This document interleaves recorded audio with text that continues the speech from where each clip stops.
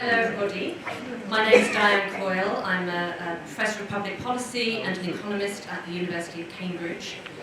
And it's a real pleasure and privilege to be here today. Thank you, Ned and colleagues, for inviting me to my first of these conferences. And what a fascinating day it's been so far. The title of my talk is actually the title of a book I published a couple of years ago. Still available for sale, obviously. March 2020 wasn't the best time to put out a new book. And the title, the cover of the book has this image on it. It's a painting called The Ideal City. This is the version in the town of Urbino in northern Italy.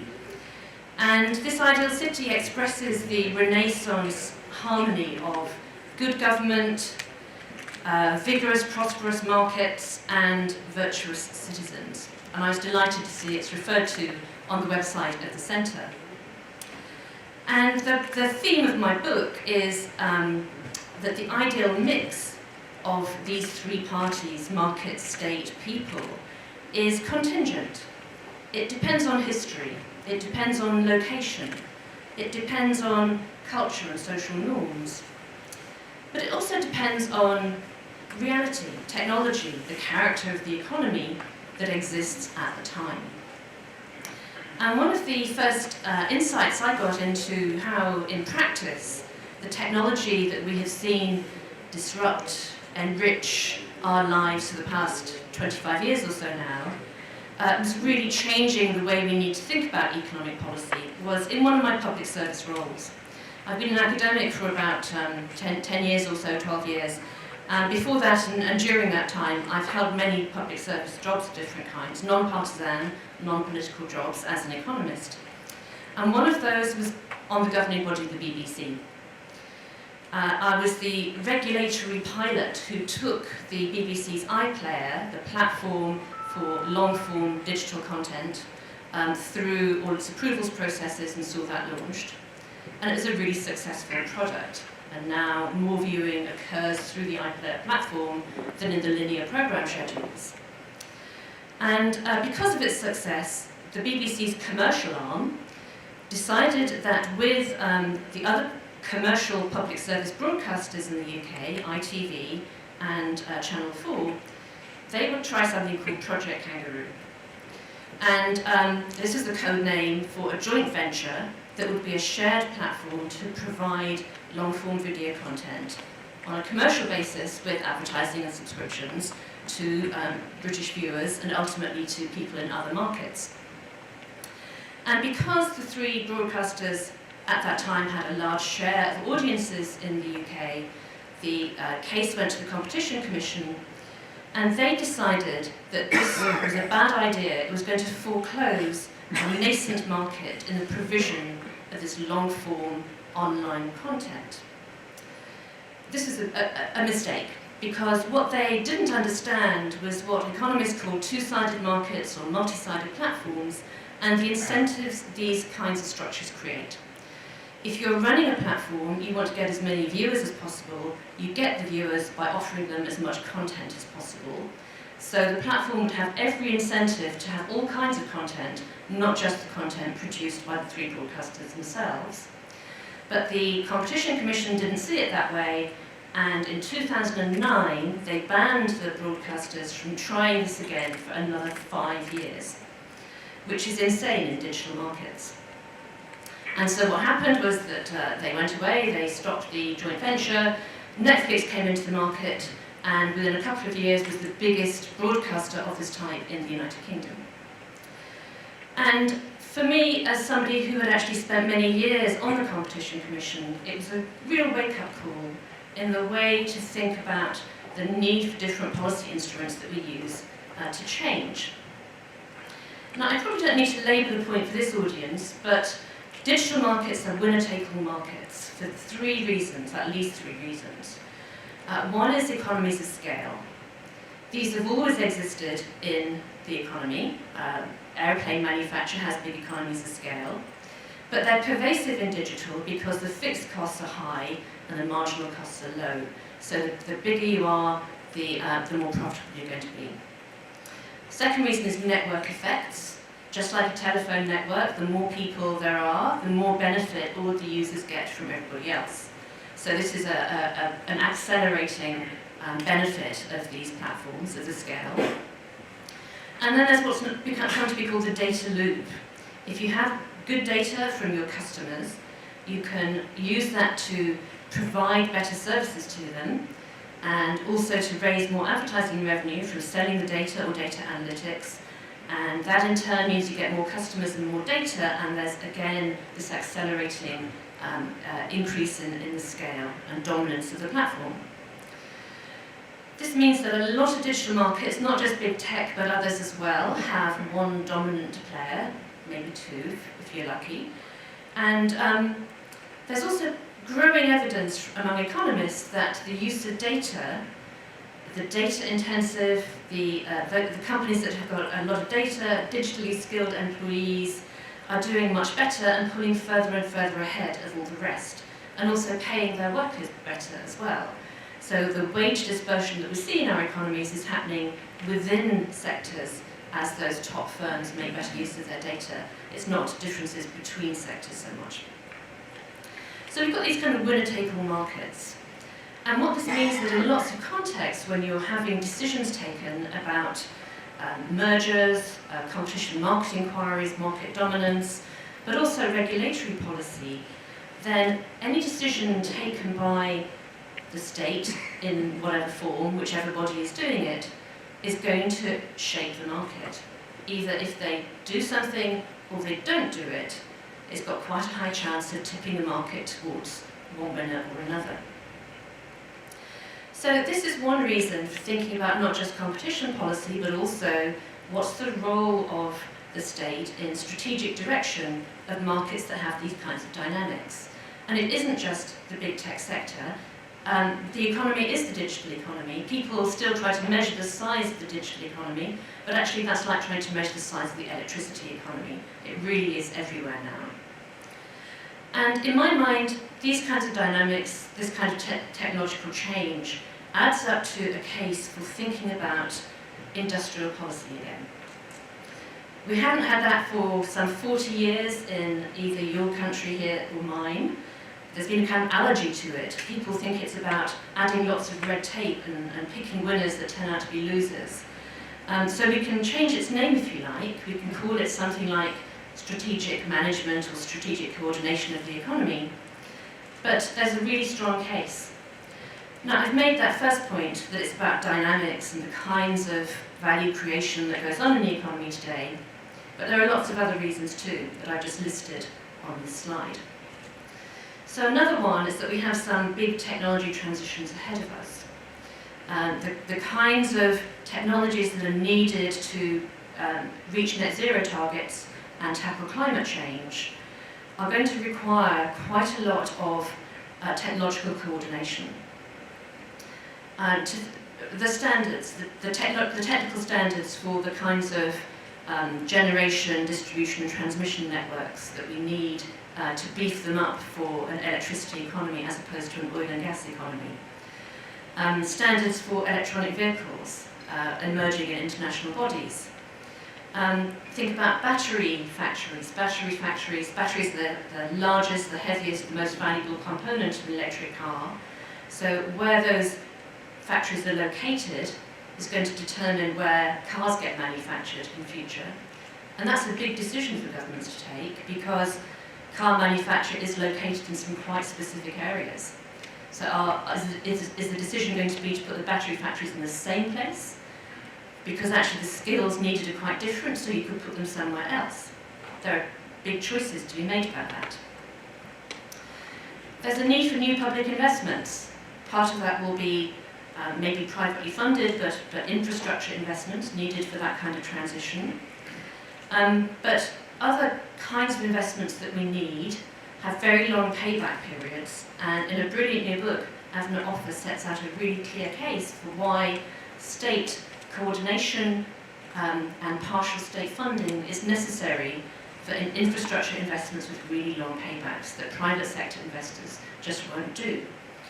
And an example that might not come to mind readily is skills. In the economy that we have now, in the areas where value is being created, people need to have 20 years of investment in their skills. That's a workforce that is much more highly skilled than the average today, and that's going to need thought by the state about how it's going to ensure that those investments get made. Regional economic growth. I just touched on this in thinking about the location of new investments. But we've got an economy where the creation of value that's intangible, that depends on data and digital skills, has led to a concentration of economic activity and a concentration of high incomes in urban areas, big urban areas. And we have what in UK politics is termed left behind places, but all the advanced economies have this experience of, they might not even be rural, they might be seaside places, they might be small towns. What are the prospects for those kinds of areas? Economists like David Altor and Enrico Moretti have documented these trends, and I don't think that despite the pandemic, they're going to go away. And that's because the kind of communication of ideas that occurs much better face-to-face. And the kind of people who generate those ideas like the immunities of big cities, and they like to be around people like themselves, and they like to find marriage partners who are like themselves, and so on. Those agglomeration forces are very strong, and they're not going to go into reverse. We've also had 40 years' experience of what we've been doing not working very well. There was a brief period of an increase in trend productivity growth and rising incomes. But the regime that we introduced for thinking about the role of the state in relation to markets in around 1980 has not produced benefits. On the contrary, incomes for many people have not been going up, and we've seen much greater inequality, we've seen the deterioration of our social and political fabric, and the deterioration of the material fabric of the economy anyway because of underinvestment in infrastructure. So those seem to me like good reasons for thinking about a rethinking and a reframing of the role of the state in relation to markets, because let's get away from the stupid idea that they're opposites to each other. We need them both. We've had also recent experience of a fantastic success story, and that's vaccines. And the chart here shows a linear supply chain. It's actually an incredibly complex supply chain, documented in great detail in the Peterson Institute report, which is now being published in the journal. These are complicated markets and products. They had a huge amount of public investment in the basic R&D over many years when it wasn't clear that it was going to work. When the pandemic hit, the scientists started to scale up their own research, but they needed help. They needed extra funding quickly, which had to come from publicly funded bodies. To its credit, the University of Oxford, our great rival, put its own money at risk in doing that for the academics there. But there had been a lot of prior investment, and then there's a lot of immediate investment in scaling up the research, in funding trials, and in the first stage manufacture, because these vaccines are much more difficult to manufacture at scale than at laboratory scale. There were competing technology platforms, as we know. They were both supported, and there was a range of different pharmaceutical industry business models, and some of them were vertically integrated, some of them contracted out. AstraZeneca said it wouldn't take a profit from vaccines until the pandemic was over. For the pharma companies to do what they had to do in this really complex supply chain, that took a lot of government coordination. It took a lot of regulatory relaxation to allow things to happen quickly. It took the relaxing of regulations to allow products in these complicated supply chains to cross international borders. There's a very nice book about the German vaccine, the Moderna BioNTech vaccine, where they talk about having to get the bioactive ingredients into Northern Ireland to be put into little vials for distribution at a time when in the UK we couldn't ship sausages from the mainland to Northern Ireland because of the Brexit trade frictions. So that took an awful lot of people in government, a lot of time and effort to make it work. Governments also funded multiple supply chains. There was concern about vaccine nationalism, that countries might not be able to get all the supplies that they needed. And then when all of that had happened, and we had the vaccines, and they were produced at scale, and they were able to be shipped across borders, there was an amazing private, public, and volunteer coordination to get people to actually line up and take the vaccines. And that volunteer effort is still going on, and our booster campaign in the UK still half being supplied by volunteers. So that's a great success story. Can we carry over those lessons to other parts of the economy? Well, supply chains have been in the news a lot because of the various supply shocks that we experienced starting with the pandemic, and of course going on to the energy supply shocks.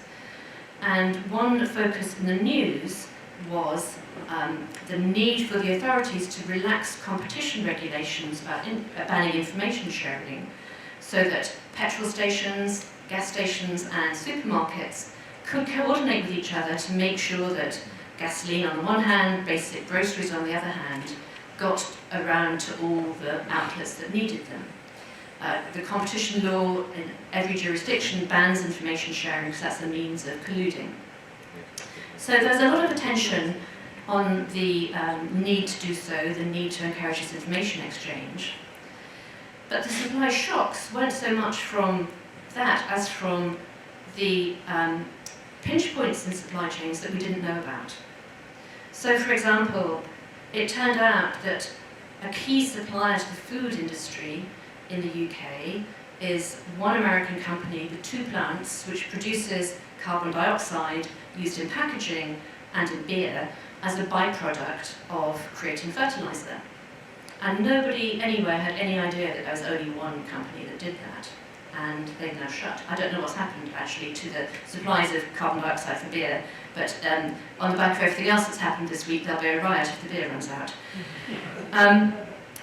So I've labelled this Adam Smith's dilemma because we're in this world where we know that there's been a process of global supply chains extending further and further. Each link in the chain is more and more specialised. Adam Smith told us that specialisation is one of the key drivers of economic growth. And we've seen that as the scope of the market increases, the possibility of specialisation increases, and these global supply chains have allowed us as consumers to enjoy the benefits of that. We've got better products, cheaper products, and a much greater variety. But on the other hand, that means that there's actually no competition at many more points than we have realised in these supply chains. So having had a long period, 200 years, of being able to enjoy both the gains from specialisation and the gains from competition, are we now at a point where actually there's a trade-off?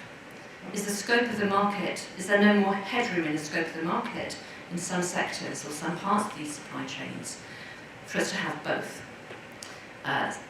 So the suspension of competition law was symbolic of a kind of wider phenomenon of needing to understand better the structure of these supply chains. What are the vulnerabilities? Do we need to think about resilience, and do we need to think about this new dilemma of Adam Smith's? So I hope I've started to persuade some of you that there's a case for thinking about the state's role in the economy differently. Not that it should be bigger, but that it needs to be thinking in a strategic way about coordination and about what's the shape of markets going to be, and about how best to serve the welfare of citizens. And that's been changed by the technology, by the experience of globalisation. But there's a problem, because the state, the government, isn't a single thing, and for that kind of active government to be effective, we'd want it to be done well. And it isn't. I'm picking on my own country. This is a timeline of major, not all, but major shifts in industrial policy since, I can't read it myself, but some time ago. And we do the colours opposite, so the red bars here are Labour administrations and the blue bars are Conservative administrations. The Conservative administration has been in power for 12 years, if you count the Liberal Democrat coalition, and it's had at least 10 changes of industrial policy during that time, and actually there was another one last week, which you might not have noticed among everything else that was going on. This is not strategy. This is government by social media, isn't it? It's incredibly short-termist, and the degree of uncertainty this creates for private investors is simply intolerable. Or even individuals. We are asking people to make 20-year lifetime decisions about what skills to invest in when the government changes the rules every other year. It's not going to work. Now, I think we have had a few successful industrial policies, and they're the ones that nobody's noticed. Accidental industrial policies. The first one is the city. Now, of course, we know that the financial services sector is a strong one in the economy, and it's been a cross-party consensus that, on the whole, we'd like that sector to do well. So the City of London has benefited from a very favourable regulatory environment, not just financial regulation, but planning rules also, and massive infrastructure investment in terms of transport connectivity and other amenities around the city buildings. At the bottom of pharmaceuticals, we have put an awful lot of money into supporting R&D for the industry and life sciences, and have also given very large tax breaks. And the BBC, this is the Broadcasting House building, is never thought of as an industrial policy, but it really is. It's a guaranteed market for content producers, from music to TV shows. It trains the whole of the sector. It does R&D for the whole of the sector and licenses that either on open source basis or a non-profit, readily licensed basis. Again, this means we have a fantastic creative industry sector, 6% of the economy, major net exporter. So these are ones that we haven't talked about as being industrial policies, and maybe that's just as well, given the chart I showed you before about the variability, the unreliability of policy. Now, as economists, we have a lot of motherhood and apple pie things that we talk about to help these kinds of policies be more effective. And here they are. Look for areas where there's likely to be some technological improvement. So we can have an exercise to think about where our strengths are in the science base. Have a focus on exports, so that the chill winds of competition in international markets and the scope of the market are your friends there. Ensure that there's accountability so that you can stop subsidising things that aren't going to work. That's been one of the weaknesses of previous industrial policies. And enforce competition.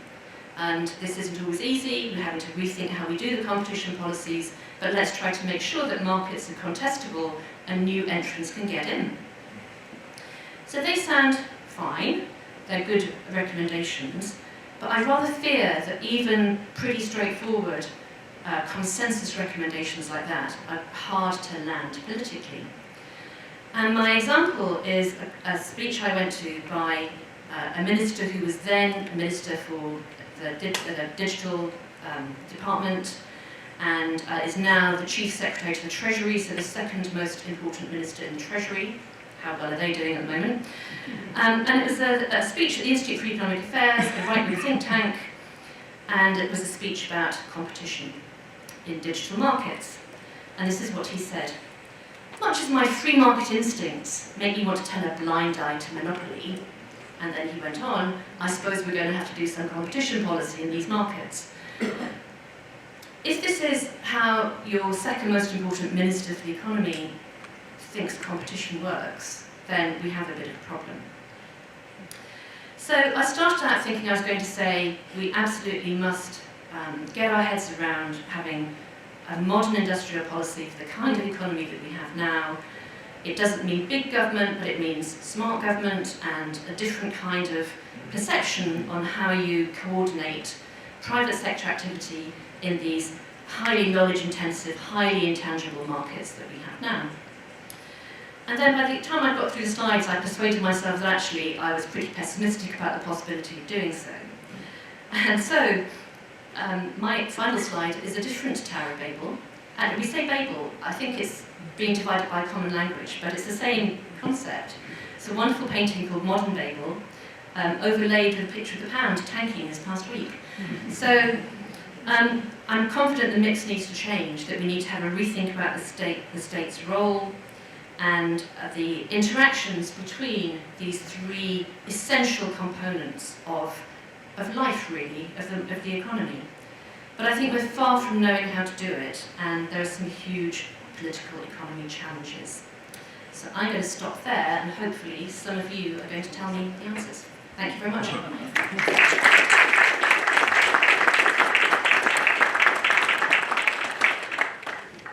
Hello. I enjoyed your talk. One question. You had a slide where you're giving justifications for industrial policy, and the first bullet point was dynamic markets, and I lost attention for a minute, and I don't remember what you're how you explained that one, because usually that would be justification for not using industrial policy.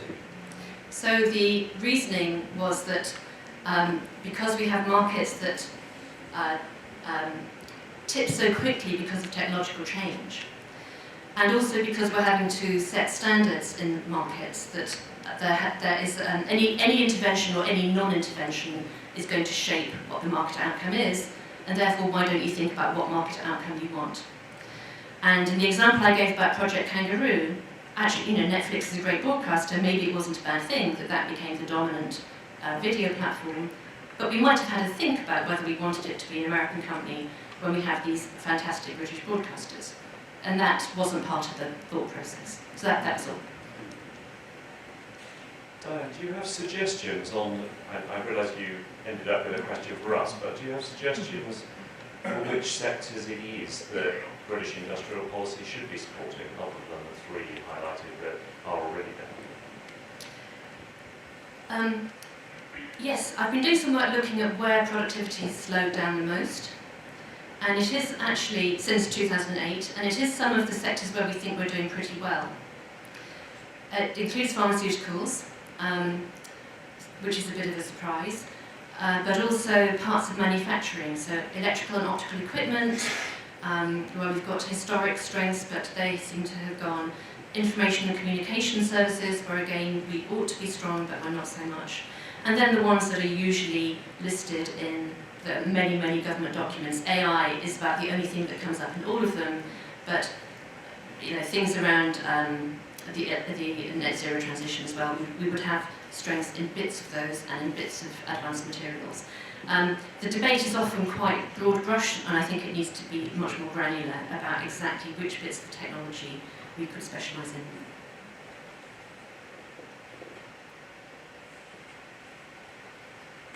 I think everybody's ready for their tea break. I just wanted to ask if there is any overlap between your new industrial policy and some ideas that Michael Porter used to have about competitiveness and clusters, because it seems some similarities in some ways. Yeah, there are some similarities. It's a really interesting question. And typically economists have thought about this in a somewhat different way than people in business schools, and emphasise the positive sum nature of gains from trade. But I think you're right to point out that perhaps that's not the world that we're in at the moment, when you're talking about technological transitions, and there are opportunities for different countries to succeed in some parts of those technologies, and we might want to make sure that for us, we're not just importing, even at low prices, technologies made elsewhere, but we have some know-how and some communities of engineering practice that mean that we can keep those on our own shores and all the high-paid jobs that go with them. So I think there's convergence that I hadn't really thought about, but is my response to your question. Thank you. Do I have tea? Yes, thank you so much. Thank you.